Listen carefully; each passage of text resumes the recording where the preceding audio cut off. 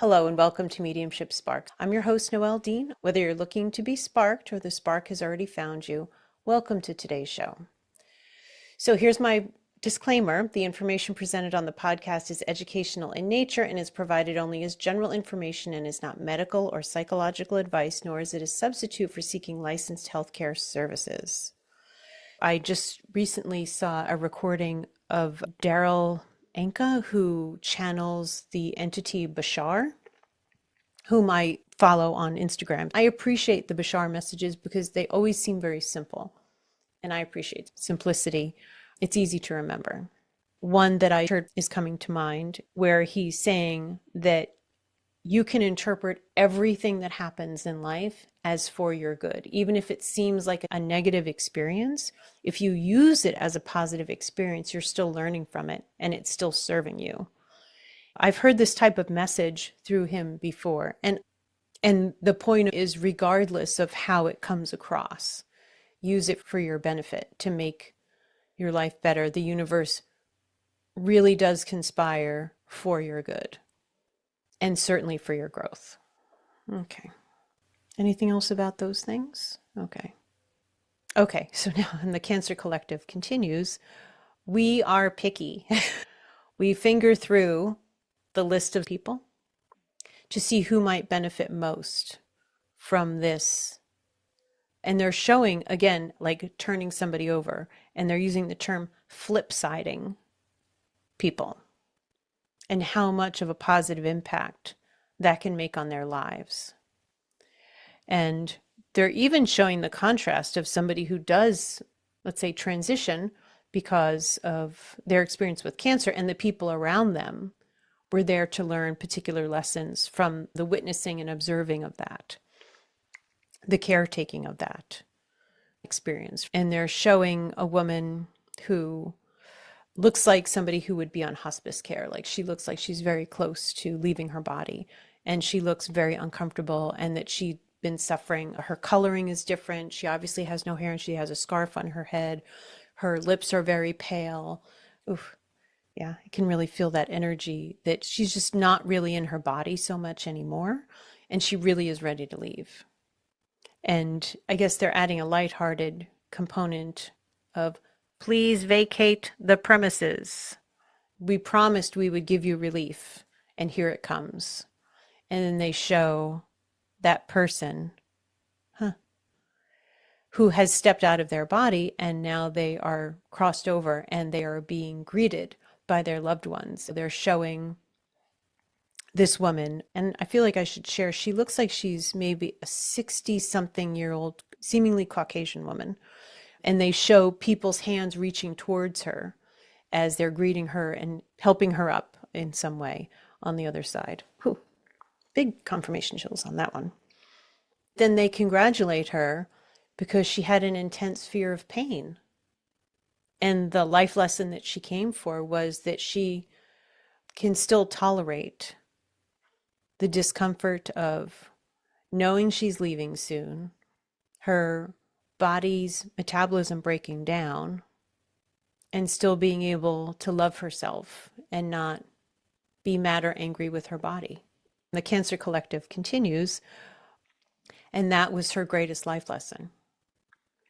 You can't encapsulate all of the various and different lessons with any one blanket statement about cancer, like cancer sucks.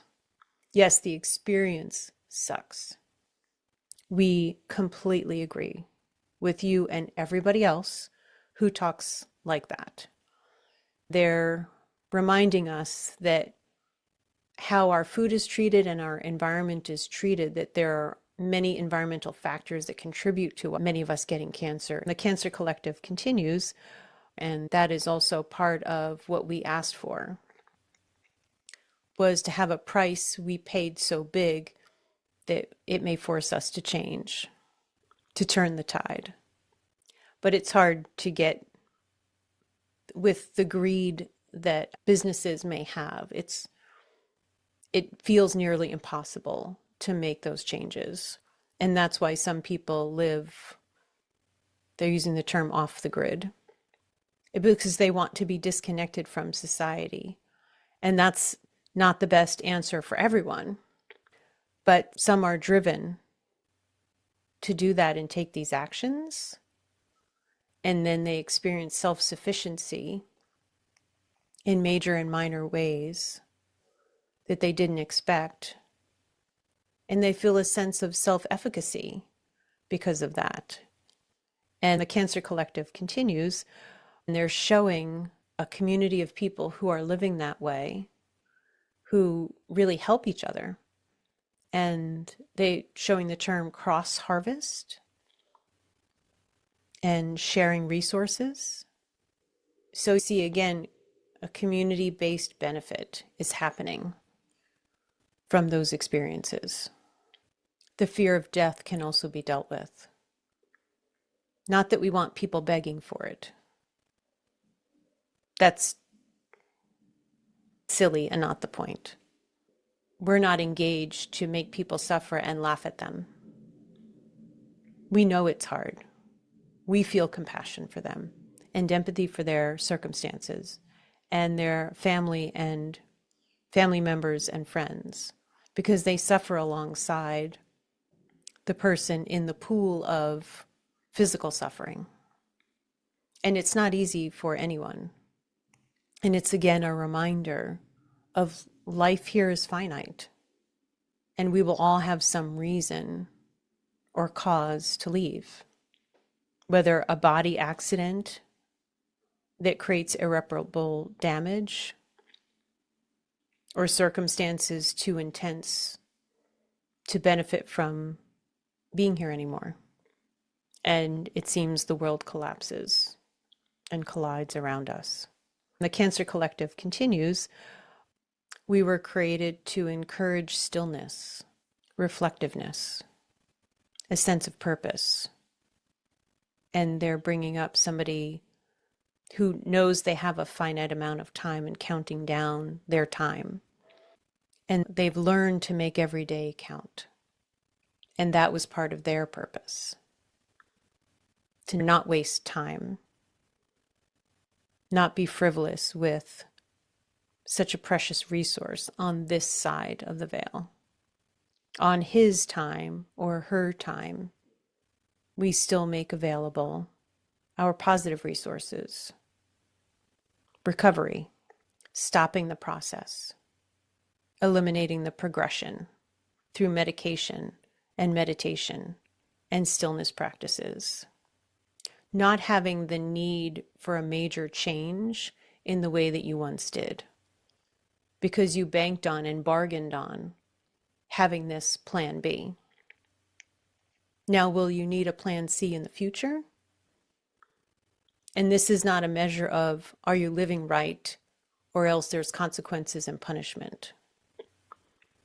It's, am I living aligned with what I say in my pre-life meeting I come here to accomplish?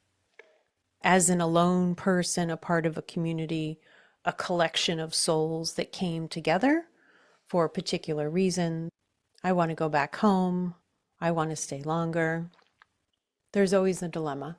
The Cancer Collective continues, and we built that in because it's not cut and dry.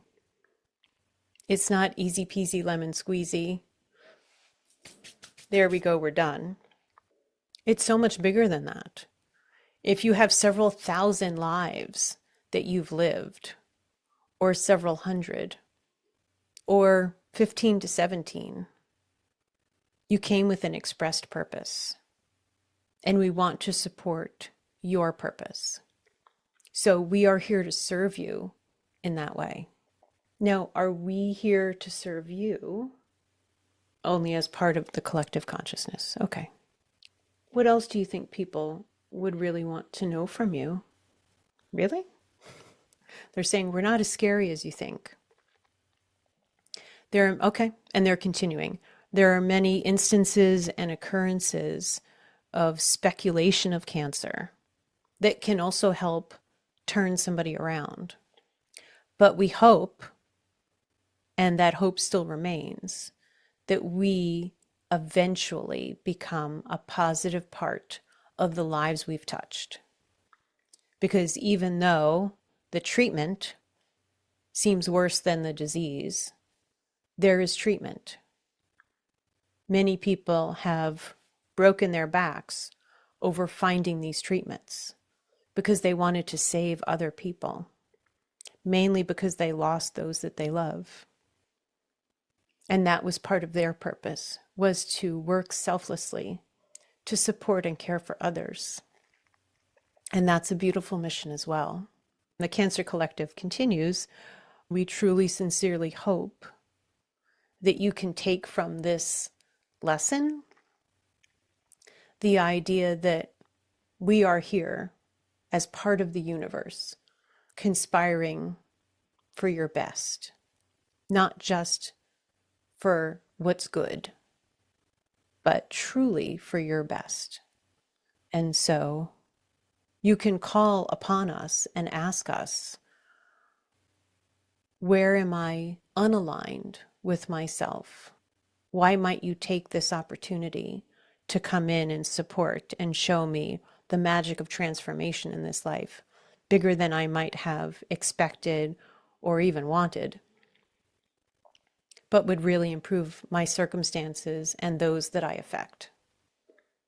You could ask us that, and we would try our best, our damnedest best, to answer and support you, because you are meaningful to us.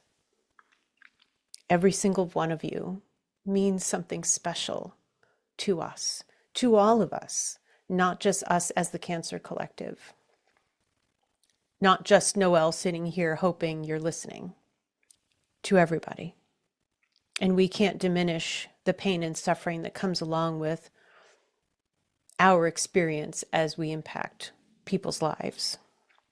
We don't mean to be the tragic ending of so many things, but we're here serving our purpose. And until and unless something else takes over the reins, we are here to support you. And there's a body awareness that feels important. Interesting. So just as an aside, this is just me saying this, Noelle.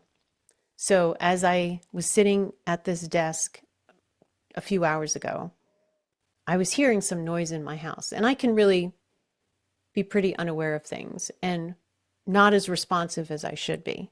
So I ignored it for a while, and then eventually I realized I need to get up and hear what this dripping noise is. And my husband's a scientist, and his lab is next to my office.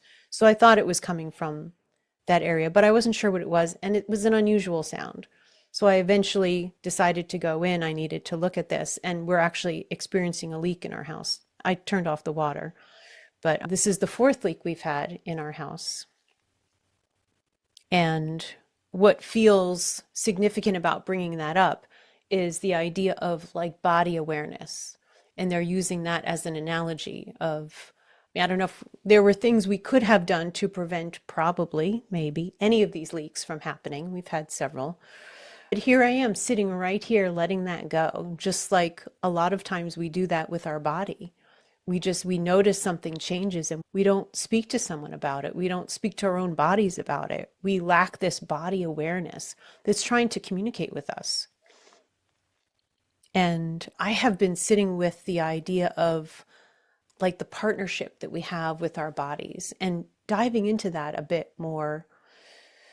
I wasn't sure who to connect with, and so the Cancer Collective is the first that I'm connecting with right now to ask about these things. But this idea of body awareness is feeling really prominent to me in this moment, just like this.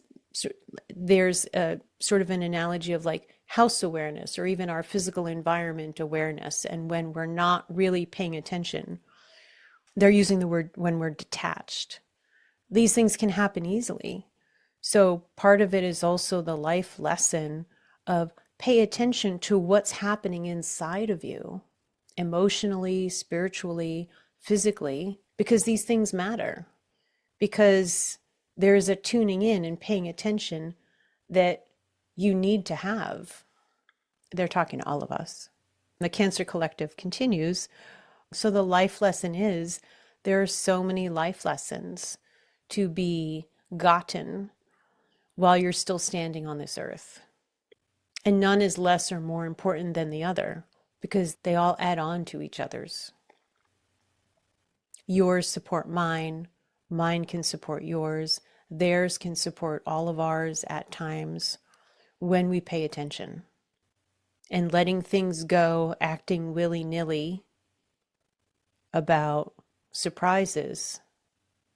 Ouch, that body part really hurts right now. And I'm busy, sorry, this is what they're saying, playing Mario Brothers, and I don't want to be bothered. Or I'm cleaning my kitchen that I do so obsessively. They're showing somebody's fingers like all red and swollen at the fingertips from scrubbing. It looks like they likely clean a whole lot and more than maybe is good for their skin. We get so busy with busyness that we forget to pay attention to the little details, like the container that holds us here for as long as we wish to stay.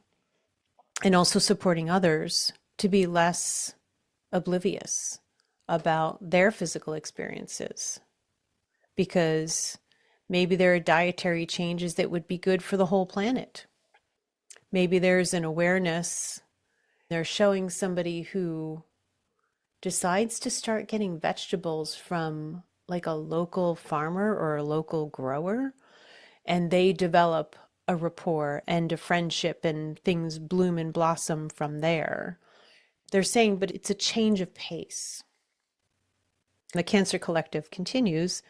When you came with this long list of experiences that you expected to engage with, maybe the fear of our presence is helping you engage further. But if you look at it as a whole, what else is here conspiring for your good or maybe your best even? And where are you in all of that? Are you expecting it to come to you? Do you have expectations of others impacting you in more ways than you are willing to do so for yourself? And where is that falling on the scale of what's important? How are you managing your life? Your busyness, your oblivion, your awareness, your self-awareness, your body awareness, your other awareness. Now they're showing a visual of you noticing a change in somebody else that maybe they're not aware of, and you not saying anything, and then later finding out they were actually really sick or there was a real problem that they were ignoring. You feel somewhat responsible for not having said anything. So that's part of what this message is about as well. The Cancer Collective continues. Love is magic. Love everybody, even if you keep them at great distances away from you because you don't like their personality, or because they can be mean or overly thoughtful and it's a little disgusting. Just kidding. But whatever it takes for you to lead a more conscious life, that's what we're here to support. And whether it's 5 minutes on your deathbed, 5 years longer than when you thought you were going to originally die from cancer, or 50 years after an experience with us or another disease that brought you down to bent knees. We are here truly to support what's going on and what's not going on, and to help make positive changes. The Cancer Collective continues. So if you're on board with that, take a look inside, sit with us, sit with yourself, ask some questions.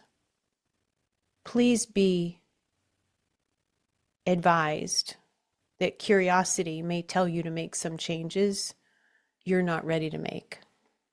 They're using me as an example when I was told a year and a half ago to become a vegan. Story for another day, but I asked for advice, and a guide came through and told me I would live, quote, decades longer. That's not everybody's advice, but that was for me. And I did make that change. Yeah, and they're saying it's still uncomfortable, but there's an integrity to asking the question and then make the changes. You are worth the extra time it takes to cook vegan or go vegetarian or eat less red meat or whatever it is. Collect rainwater, dance in the rain, drink rainwater, make moon water for yourself. You are worth the time and energy to save your own life, to live out and ensure that you are gathering all of the life lessons you came for. And they're showing, and at the end, go mwah, at the life you lived and you chose to live because you kept your awareness within yourself. And with that, I'm going to thank the Cancer Collective so much for being here with us. Wishing you all the best. Take care. Thank you for spending this time with me on Mediumship Sparks. I truly believe that with mediumship, the only real limit is our imagination. If this podcast speaks to you, please rate and subscribe. If it could be useful to someone you care about, please share it. If you're interested in a reading or getting some support to navigate the spiritual path you're on or the one you want to be on, I offer a free consultation to discuss what you're looking for and how I can help. Learn more about my readings and classes at connectingwithnoelle.com. Subscribe on YouTube, Connecting with Noelle, for helpful videos and video podcast episodes. Take good care of yourself, and I look forward to being with you again soon.